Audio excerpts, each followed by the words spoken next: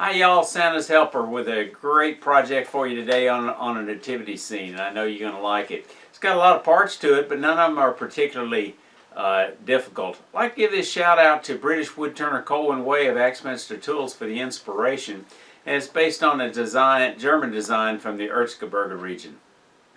It's a pretty long project, so I'm going to start with the wise men in this part one, and in part two we're going to show you how to turn Mary and how to turn sheep, and we'll talk about some of the other parts. Alright, what kind of wood are we going to use for this project? Well, you can use most any kind.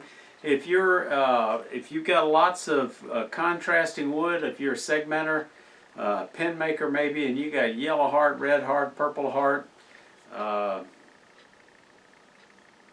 maple, it's all good. Here's a scrap from a piece of wood that's white. I don't know what it is, probably some kind of Chinese wood. This may do great for hands or heads.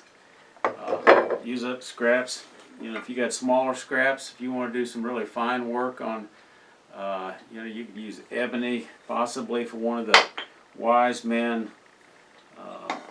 For the sheep, I think it's good to use a very white wood, so maple can work out well. Box elder without any color works well. Holly, especially nice and white, will likely stay white. If you've got something that's spalted for the wise men or Joseph, that would look nice if you're not going to dye it. If you're going to dye it, it doesn't make any difference. It's going to cover everything except your sheep. The key is dried wood. If it's a bit green, still got moisture in it, it starts shrinking, and your glue holes the glue's going to give way. The first thing we're going to do is turn a wise man. It consists of 5 parts. There's the body out of a 3-inch by 1.5-inch block. After we round it, shape it, we wind up turning a set of hands that goes in a hole like this. We turn a small gift of gold, frankincense, or myrrh. It's flat on the bottom, it's got a little flat on the back, it's got a flat on the hands. We're going to glue that on there. It's not going to stay. Then we're going to turn a hat out of 2 pieces, kind of a turban looking hat, and then we're going to turn a head, and we're going to put flat spots on them, and that's going to go on there, and there we are. And you may ask yourself, why do we have to turn the hat and the head separately? Well, you don't technically have to, but it allows you to use either contrasting wood or to dye the turban or the hat very easily. So we take our blank, we mark centers, and we're going to drill a 1/4-inch hole centered on it. Get it marked, about 1 inch deep. So we're going to take our block that we drilled the hole on. I've got it marked center. I'm going to use my steb center, and I'm going to bring this up into that hole. And the only reason I'm doing this is not squared off, and this allows me an opportunity to get down there. I'm using this wooden turned 60-degree cone. I could have used this, but I'm going to cut right down to it, and I don't want to cut into that steel. I've got a video on making one of those up here if you're interested. So let's just get a little more friction going here, and see what's going on here. This is interesting. I'm using my Laguna Live Center, and it's too short to go in here, and it beds. So the issue is all Morse tapers are not created alike. They all have the same reduction over a given length, but in this case you can see that the one from the Laguna is a little bit shorter, and as a result it bottoms out, whereas this one fits just fine. So that's not an issue. I'm going to go ahead and just stop that cut short of the 60-degree cone, and we'll clean that up with a pocket knife and a little sandpaper. Okay, so we're going to go ahead and round this off before we get started.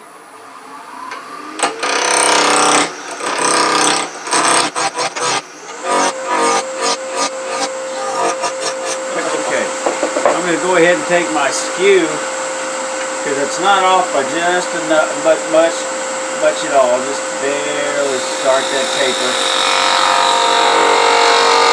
Because I want this to sit flat on the table.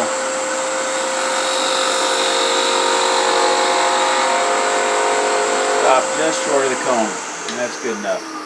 I never touch spinning wood to see how smooth it is. I just think that's a prescription for disaster. Okay, we got this little small flange of bit of wood. I just take my skew, come down in there and just cut that off without any serious effort. Now I'm going to go ahead and reverse this. This is a 1/4 inch. It'll just fit in there without any problem. I've already got this marked on center, so I can bring this up. So let's just take a 3/8 inch spindle gouge and start shaping this.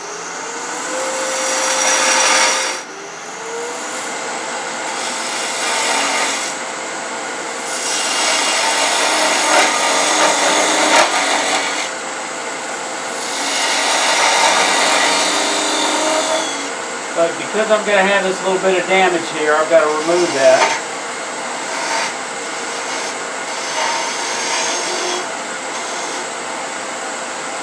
So I'll bring it down here.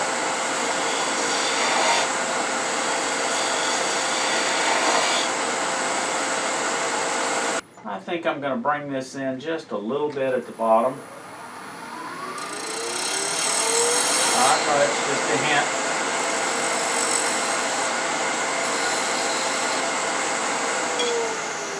I'm going to put a little texture band here, so to do that I've got to sand it first. So let me go ahead and sand and we'll come back. There's a lot of variations on how you can decorate these wise men, and I just thought a little band at the bottom of his robe might look nice. I'm not going to get too crazy, so I'm going to slow the speed down. I've already sanded it up to 400, final finish. I'm going to come up from the robe just a little ways.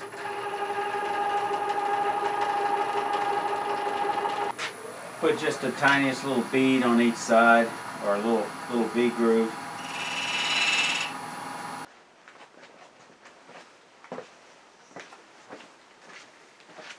I said we were going to reverse this. I misspoke. We're going to clean off this nub and sand it. There's several ways we can do that using that 1/4 inch hole. We can use a collet chuck like this with a 1/4 inch piece of rod in it. That works, but I know most of y'all don't have that, so let me show you some alternatives that'll work just fine. One excellent alternative is making a Morse taper mandrel that I use for light pulls. This one's 5/16 of an inch, and I'm not going to take this down to fit this 1/4 inch hole, but I just want to show you. I got a link to a video on how to do that. The other way is, of course, use a light pull. I don't have one, but I'm going to order one when the Axminster ones get back in stock. Colin Way in his Axminster video on making these showed the utility of that, and I thought, well, yeah, I think that looks like a nice accessory for me. Of course, the other way, a simple way to make a 1/4 inch mandrel, if you will, is take one of your spindle scraps. I encourage you to keep in your spindle scrap box to fit your chuck, something that's already got a chuck tenon on it. And then take down a little tenon to 1/4 of an inch.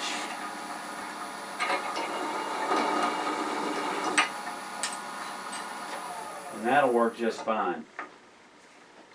Now, what I'm showing you here is this thing's not going to run true because I didn't drill the hole true, but that's alright. We're going to work through that by just go ahead and bringing this up, a little bit of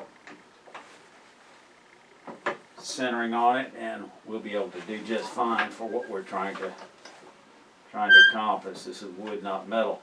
Alright, so I'm going to take this down and then we're going to finish sanding it.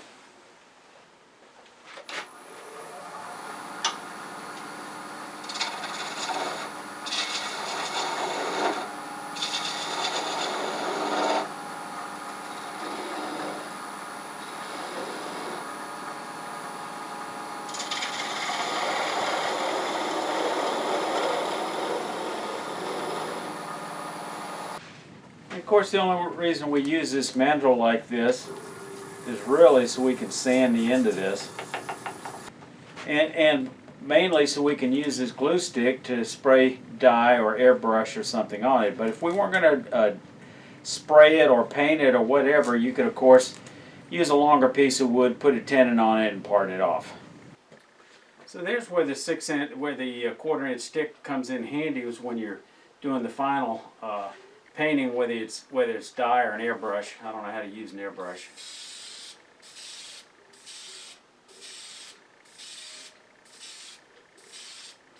I'm using spray dye.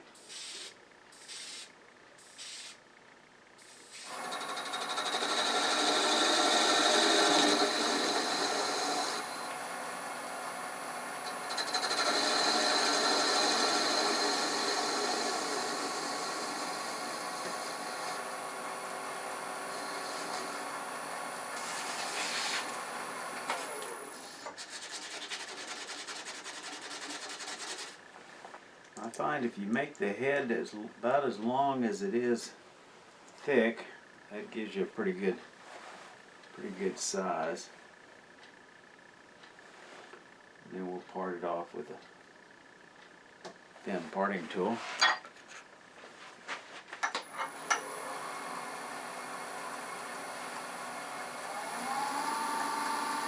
Parting off somewhere around 1,000.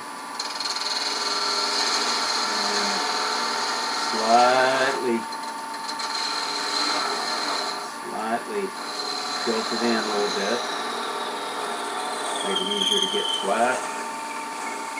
Challenge to catch it.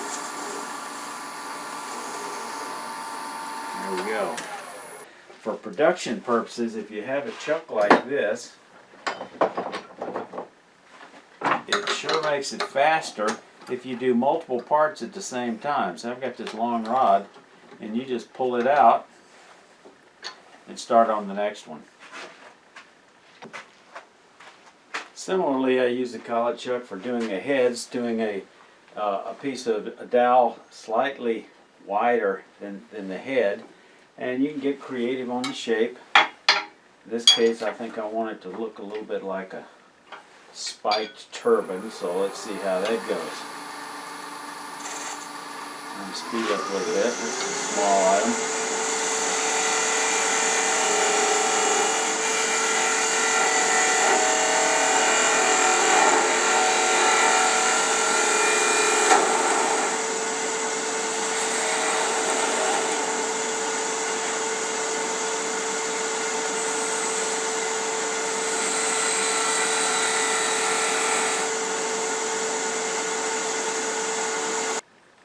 Okay, and you can leave some sharp edges if you like. It doesn't have to be perfect. I'm just going to touch up a little bit of 400.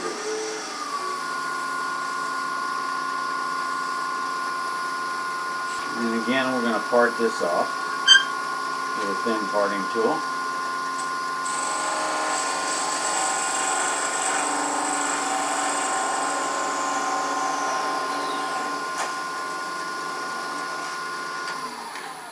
And there we go, we got us a little turban hat. Larger pieces where you're going to put a flat on it, it's easier to sand with a power sander, but smaller items like this where you have just a tiny little nib from parting off, it's easier if you glue some maybe 150 grit onto a piece of MDF. Just hold it flat until you get it flat.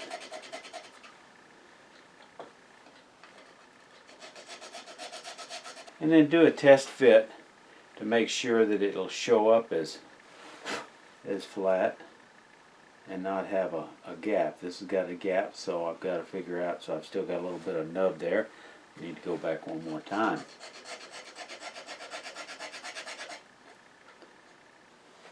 It would have been easier to dye this while I was on the lathe, but no problem. I put a little painter's tape on it.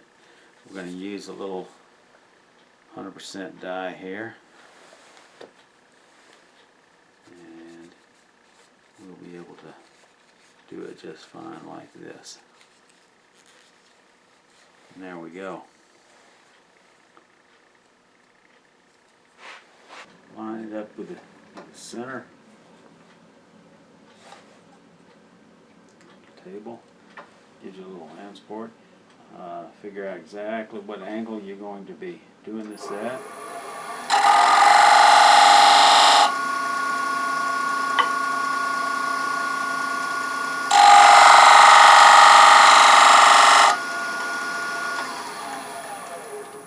There we go. Now I'm going to figure out the angle for the head, and it's going to be right there.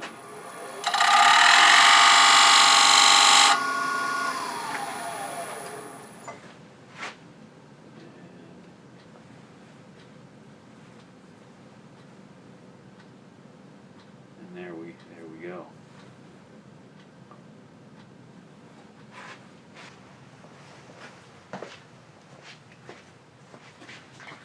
You could do your drilling on a drill press, but I find it just as easy to do it with an electric drill. With a V-block, I always like to mark where the drill bit's going to go. Use the appropriate size drill bit.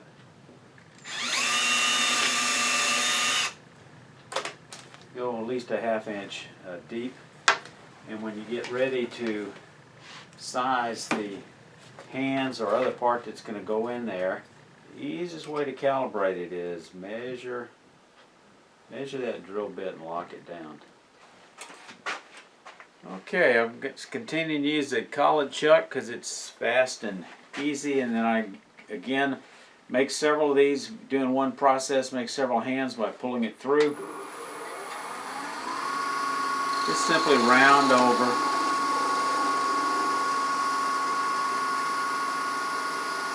No problem, and come back, round it over on the back. Almost like a spear. Bring it on back a little bit. Go ahead and touch it up with a little bit of sandpaper while it's spinning. We're going to transfer that drill bit size to those calipers, and we're going to go ahead and size this. And I'm going to use a narrow parting tool to do that. Lower it. That's just a bit.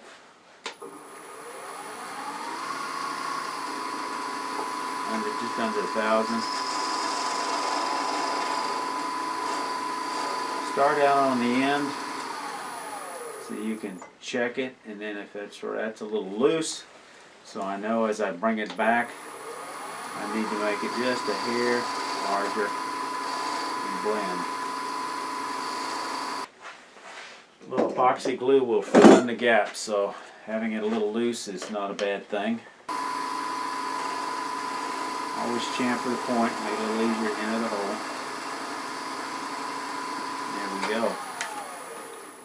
There's our little hand. Now we have to turn the little gifts of gold, frankincense, and myrrh. It's bigger than the hands, smaller than the head. You know, if you got a dowel you're doing the head with, and it goes on down, then maybe it's easier to just continue doing that and turning these. Make it fast.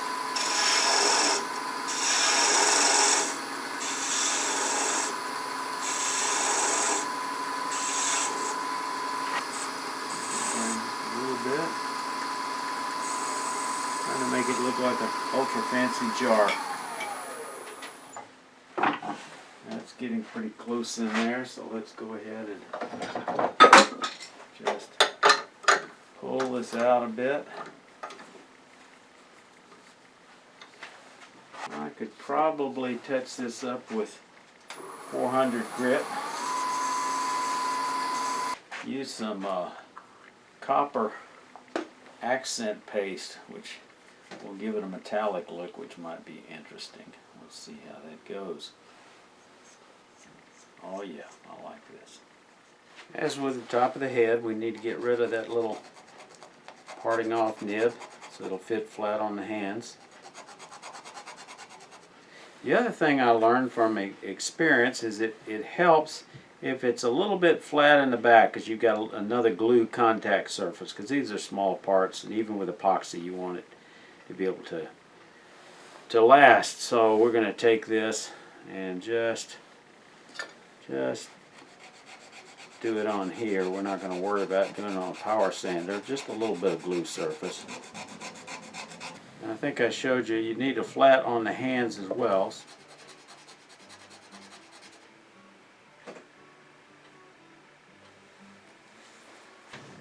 now we're going to use some 5-minute epoxy, start gluing up, assembling this guy. Doesn't take but just a little bit. I've been using Bob Smith from Amazon. I've been real happy with it. This is probably my 3rd or 4th bottle. I like to use these little bamboo skewers. Mix it up. You don't have a big open time with 5-minute epoxy, so you need to move fast, but fortunately it's not real complicated to get this done. A little bit there. Don't think I need to put it on both pieces. And the tricky part is just kind of twisting it on and then centering it visually. But you definitely want to use epoxy. CA just does not have the strength.